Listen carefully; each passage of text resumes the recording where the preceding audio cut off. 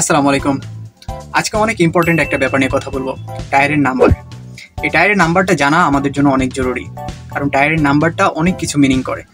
যেমন এখানে একটা টায়ারের নাম্বার দেখতেছেন 295/80 আর 22.5।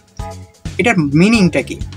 আচ্ছা, 295 হচ্ছে টায়ারের এই যে প্রশস্ত, মানে টায়ারের বিটটা যেখানে থাকে, এটার চওড়া হলো 295, এটা মিলিমিটারে দেওয়া আছে। আর 80টাকে কি বোঝায়? 80টা হচ্ছে এই যে সাইড অল দেখতেছেন, এই সাইড অলের চওড়া এটা হলো 295 80%, মানে 80% পার্সেন্টেজ আকারে দেওয়া আছে। আর এখানে আর এ কি বোঝায়? আরটা হচ্ছে রেডিয়াল টায়ার, ভিতরের প্লাইগুলো রেডিয়াল অবস্থায় আছে, এই জন্য এটাকে আর দ্বারা প্রকাশ করা হয়।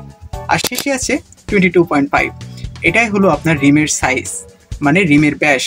এই যে রিমের এখান থেকে এখানকার পর্যন্ত দূরত্ব 22.5, এটা কিন্তু আবার ইঞ্চিতে দেওয়া আছে। টায়ারের নাম্বার যদি আপনি না চিনেন তাহলে কিন্তু সঠিক মাপের টায়ার আপনি কিনতে পারবেন না। সুতরাং টায়ারের নাম্বার জানাটা আপনার জন্য অনেক জরুরি। প্রতিদিন এমন টেকনিক্যাল টিপস পেতে অবশ্যই আপনারা মেকারের সাথে থাকবেন।